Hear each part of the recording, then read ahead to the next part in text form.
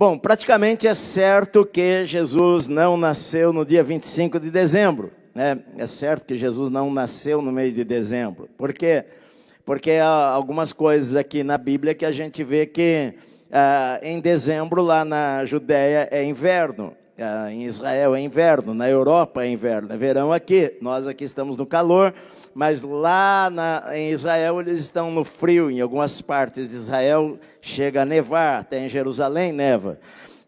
E a gente vê, por exemplo, que quando Jesus nasceu havia pastores no campo, onde os anjos lá aparecem para pastores que estavam cuidando dos seus animais no campo, e os animais não vão para o campo no inverno. Geralmente entre outubro e fevereiro ou março, os animais não vão para os campos para pastarem por causa do frio. Então a gente sabe por várias razões que Jesus não nasceu no mês de dezembro. Ele deve ter nascido a partir de abril. Algumas pessoas acreditam que ele nasceu em abril, e até há cálculos que a gente, pela história, pode ser até agosto, enfim. Mas Jesus nasceu neste período. Na verdade, nós não sabemos a data que Jesus nasceu, e nem o ano que Jesus nasceu. Na verdade, também Jesus não nasceu no ano zero, como nós temos no nosso calendário. Nós temos o calendário DC depois de Cristo, mas o mais provável é que Jesus tenha nascido 4 a 6 anos antes do nosso calendário. Que depois eles criaram um novo calendário chamado Anno Domini, AD, dizendo Jesus nasceu a partir do ano 4 antes de Cristo, antes do que nós colocamos no nosso calendário. Porque, na verdade, esses calendários foram feitos depois. O importante é que Jesus, se ele nasceu 4 anos antes ou no ano zero, ele nasceu e ele dividiu a história em duas partes, antes de Cristo e depois de Cristo. Eu falei para vocês que a primeira vez que a igreja começou a colocar o nascimento de Jesus no dia 25 de dezembro foi apenas no século IV, onde o pastor, o bispo da igreja lá de Jerusalém, manda uma carta para o bispo da igreja de Roma. Constantino já havia estabelecido o cristianismo como a religião oficial do império, e então o pastor da igreja de Roma já estava um pouco mais em evidência, porque ele era o pastor da capital do Império Romano, e então o bispo de Jerusalém manda uma carta para ele perguntando qual era o dia do nascimento de Jesus. Se eles sabiam, ninguém sabia. E ele então responde dizendo que foi no dia 25 de dezembro, e na verdade ele fez isso com uma intenção. Porque no inverno na Europa, por causa do muito frio, havia também naquela época festivais muito grandes a todo tipo de Deus. O objetivo era esperar a primavera, inverno severo na Europa, então eles esperavam a primavera, e por causa disto, no mês de dezembro, havia muitas festas a muitos ídolos. Ídolos romanos, na Inglaterra, aos druidas, e, enfim, por toda a Europa. E eles faziam coisas que hoje estão incorporadas ao nosso Natal, e que, na verdade, não eram cristãs, mas que eu também não vejo problema de você ter estas coisas. Mas eles faziam, por exemplo, eles colocavam guirlandas de flores nas portas da sua casa para esperar a primavera. Eles colocavam muitas luzes, enfeitavam as casas com luzes, por causa do inverno rigoroso e escuridão. Muitos países faz a escuridão por muitas horas. Enfim, todas essas coisas que haviam na Europa, adoração a deuses e festas a deuses, a Saturnália e tantas outras festas que haviam. O pastor lá da igreja de Roma, ele falou o seguinte: bom, eu acho que seria bom colocar o nascimento de Jesus nesse tempo, para desviar a atenção das pessoas para estas festas e olharem para o nascimento de Jesus. Esta foi a intenção dele, foi uma intenção boa, mas que não produziu os resultados esperados, porque as festas não se acabaram, eles continuaram adorando os outros deuses, e na verdade no nascimento de Jesus acabou sendo acrescentado muitas coisas que vieram destas festas pagãs e foram aos poucos entrando no que nós temos como nascimento de Jesus, ou Natal. Francisco de Assis, por exemplo, montou presépio. Depois Martinho Lutero trouxe uma árvore de um pinheiro para sua casa e colocou velas enfeitando ela. E assim foram incorporando o que nós temos hoje no nosso Natal. Nestas festas eles costumavam trocar presentes, eles davam presentes uns aos outros. Depois, mais tarde, na Holanda, tinha um pastor lá, um bispo lá, que era um cabelo muito branco e barbudo. E se falava que alguém teve uma visão de que ele estava num cavalo branco, dando presentes para as crianças boazinhas e repreendendo os pais das crianças más, e tudo isto foi sendo incorporado ao Natal, ao Papai Noel e todas estas coisas, mas que ficou então, a partir do quarto século, ficou como o nascimento de Jesus, sendo no dia 25 de dezembro, mas evidentemente não foi nesta época que Jesus nasceu. O que a gente sabe é que Jesus nasceu durante a noite, ou mais provável foi que Jesus nasceu durante a noite, porque a gente vê na Bíblia que os anjos apareceram aos pastores que estavam no campo durante a noite. Então é provável que Jesus tenha também nascido durante a noite. Mas enfim, de qualquer forma, para nós não interessa exatamente o ano, ou o mês, ou o dia que Jesus nasceu. O que para nós interessa foi que Jesus nasceu. Esse que é o importante aqui na história. E nasceu naqueles dias. A Bíblia diz aqui, naqueles dias.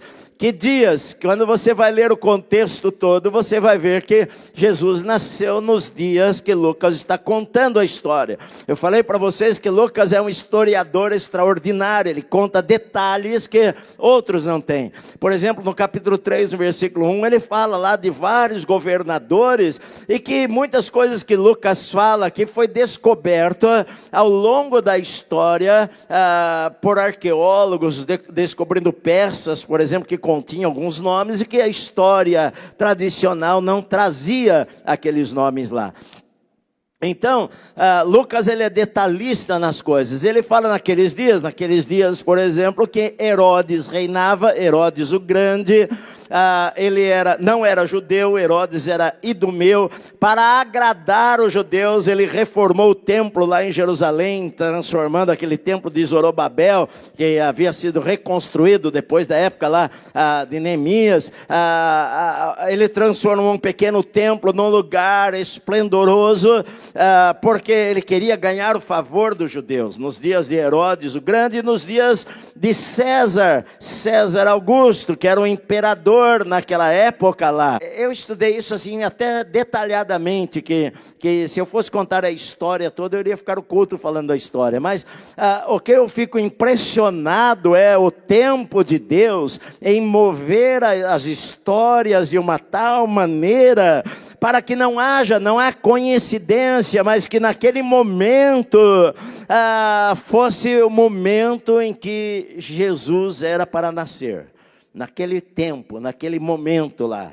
E Deus fazer essa junção do nascimento de João Batista, que seria o precursor, e que era praticamente aí 6 meses mais velho do que Jesus.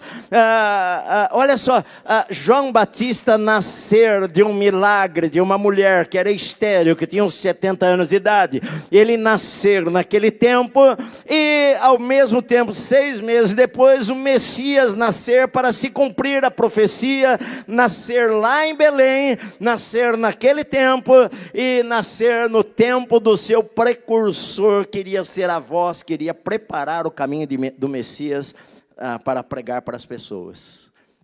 É impressionante como Deus faz as coisas. É impressionante como Deus coloca o tempo. E Lucas, ele é detalhista, que ele fala que foi o primeiro recenseamento. Interessante, eu não quero ficar falando essas coisas de história aqui, mas é interessante porque na história só tinha um Quirino reinando, governando. A palavra aqui, governador, que está aqui, acho que está, naquele tempo, Quirino era governador, na verdade era líder, não quer dizer que ele era o governador geral, mas a Síria era a região responsável pela arrecadação dos impostos, inclusive em Israel, naquela região. Por isso que ele menciona que Quirino era governador da Síria, e que este foi o primeiro recenseamento. Mas olha só, Quirino, segundo a história, ele governou, ele foi um líder lá na Síria entre o ano 6 e 9 depois de Cristo. Então não tinha como bater as datas. Até que em 1760 e pouco, se achou um tablete dizendo que havia um governador naquela região da Síria, que foi 2 vezes governador, uma vez entre 6 e 9, e outra vez entre os anos, acho que 14 ou 8 antes de Cristo, ou seja, que coloca a história de Lucas exatamente correta dentro da arqueologia. Então, a gente vê a maneira como Deus faz as coisas, movendo o mundo, movendo governadores, movendo autoridades para cumprir a sua palavra, cumprir aquilo que ele falou, cumprir de um Messias nascer na cidade de Belém. E se Deus controla a história de tal maneira, é certo que ele controla a minha história e a tua história também, meu amado. Os detalhes de Deus em fazer as coisas, o cuidado de Deus sobre José e Maria, o cuidado de Deus no tempo da história. Sabe, eu vejo a mão de Deus, meus queridos, naquele momento lá, eu vejo a mão de Deus na minha vida, eu vejo a mão de Deus na vida daqueles que o amam de verdade. Eu vejo, quantas vezes eu falei isso para você, se eu olho para trás na minha vida, eu vejo cada detalhe o cuidado de Deus. Quando nós não tínhamos o cuidado de Deus, quando nós temos o cuidado de Deus, Deus quer que a gente sempre dependa dEle, meus queridos. Por isso que eu acredito que sempre Deus coloca desafios na nossa vida, no nosso coração, para que a gente continue andando pela fé, para que a gente nunca ande pela vista, para que a gente nunca se apoie naquilo que nós temos, mas que a gente possa dar passos, que a gente dependa do Senhor agir na nossa vida e na nossa história, meu querido. Sabe, como é bom a gente ter um Deus assim que cuida dos detalhes da nossa vida. Como é bom isso daí. Sabe, eu vejo que nós nascemos no tempo certo. E Deus provê as necessidades. Paulo, ele fala lá em Filipenses, que tendo que comer e vestir, nós devemos estar contentes. Paulo fala para Timóteo, que nada trouxemos para este mundo, e nada vamos levar dele. Nós não vamos levar nada. Nu nós viemos, e nu nós vamos. Nós viemos do pó, ao pó vamos voltar. Enfim, aquilo que eles necessitavam, o que é que José e Maria necessitavam? A gente poderia pensar, poxa, se fosse o meu filho, eu quero dar o melhor para o meu filho, eu iria dar o melhor. Jesus poderia nascer num palácio, Jesus poderia ter vindo de uma família importante, lá sacerdotal, lá em Jerusalém. Jesus poderia ter nascido num berço de ouro, ele seria o salvador do mundo. Ele era o Deus, ele que criou os anjos, ele que criou o céu, ele que criou as ruas de ouro, ele que é o criador de todas as coisas. A Bíblia diz que por ele, nele foram criadas todas as coisas, e o Criador do universo deve ter surpreendido os anjos ao olharem que Deus se fez carne, se fez gente, num lugar onde os jumentinhos estavam berrando, onde o jumentinho estava dormindo, onde eles estavam descansando naquela noite, porque Deus, ele supra as nossas necessidades, meu amado. Às vezes você pode pensar, eu tenho pouca coisa hoje, mas Deus quer que você aprenda a ser grato mesmo quando você tem pouca coisa. Quando talvez você hoje esteja até desempregado e falando, puxa, eu quase não tenho coisa na minha casa, esse ano eu não vou ter aquele Natal que eu tive em outros anos. Querido, que Deus quer que a gente aprenda a ter um coração grato a Ele pelo que Ele colocou na nossa mão naquele momento. Isso que é o mais importante. Às vezes na nossa vida Deus vai permitir, Deus não quer que a gente passe necessidade. Deus, ele supre cada uma das nossas necessidades, mas às vezes o que nós queremos é mais do que as nossas necessidades, e às vezes Deus quer que a gente aprenda a depender dele e ter um coração grato por aquilo que nós recebemos. Então, não foi exatamente como Maria planejou, não foi exatamente como José planejou, que gostaria de que o nosso filho nascesse lá entre os nossos parentes, e que a mãe esteja perto, e que a mãe ajude a cuidar do bebê. Nada disso aconteceu na vida deles. Na verdade, eles nasceram ali, o neném nasceu ali, eles foram morar em alguma casa na cidade talvez ali em Belém, enfim, eles foram em alguma casa, porque quando os magos, os reis, os sábios, na verdade, vieram para adorar o menino, ele já não estava naquele lugar. A Bíblia coloca que estava numa casa, eles entrando na casa, eles já estavam em uma casa, só que dali eles não voltam para Nazaré, porque dali José tem um sonho dizendo que como queriam matar o menino, e o menino já estava ali, eu não sei, com 1 ano, alguns meses. Eles não quiseram viajar para Nazaré nos primeiros meses do menino, não quiseram viajar por alguma razão. Eles estavam ali porque Herodes mandou matar as crianças de 2 anos para baixo, porque Herodes não queria errar.